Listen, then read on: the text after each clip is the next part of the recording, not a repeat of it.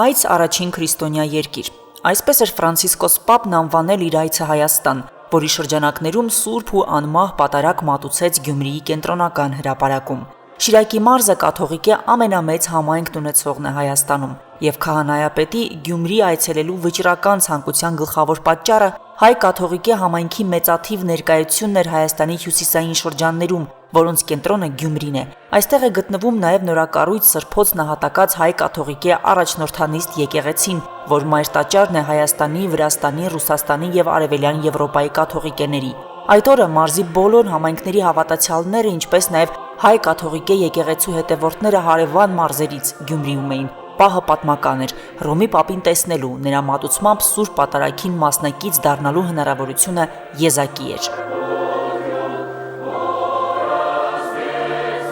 Հայ կաթողիկե համայնքները հոգևորականների առաջնորդությամբ ինքնակազմակերպվել էին, բազմամարդ հրապարակում, սակայն ոչ մի աղմուկ, ոչ մի իրարանցում չկար, տիրում էր միայն խաղաղություն եւ համերաշխություն, ինչը քաղաքային միջոցառումների ժամանակ չտեսնված բան էր Գյումրիում։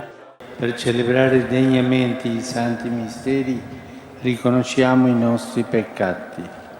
Գյումրիում եւ Շիրակի մարզում ծաղկում են ապրել քրիստոնեական դարավոր արժեքները, սա հատուկ ընդգծվեց մատուցված պատարագի ընթացքում։ Հռոմի Ֆրանցիսկոս Պապի ուղերձները Գյումրիում իրար սիրելու, համերաշխ ու խաղաղ ապրելու մասին էին։ Սրբազան քահանայապետը կարևորեց, որ անաստվածության տարիներից եւ տեսած աղետից հետո քաղաքի բնակիչները չեն հեռացել Աստծուց, իսկ դրա ապացույցը այն համախմբվածությունն էր, որ ցուցադրեցին կաթողիկե եւ հայ առաքելական եկեղեցիների առաջնորդներն ու հավատացյալները։ Riedificheranno le rovine antiche. Այս վայրերում սիրելի եղբայրներ եւ քույրեր իրականացել են Եսայի մարգարեի խոսքերը, որ լսեցինք։ Անաստվածության երկար դարիների հոգևոր գործանում են յետ երկրաշարժի սարսափելի նյութական ավերածություններից հետո այսօր գտնվում ենք այստեղ Աստծո շնորհակալություն հայտնելու հավատը թավանելու ազատության եւ արադացիոնության համար, որ բազում մարդկանց օգնեց վերագանքնելու համար իրենց կյանքը հսկայական դժվարություններով հանդերձ։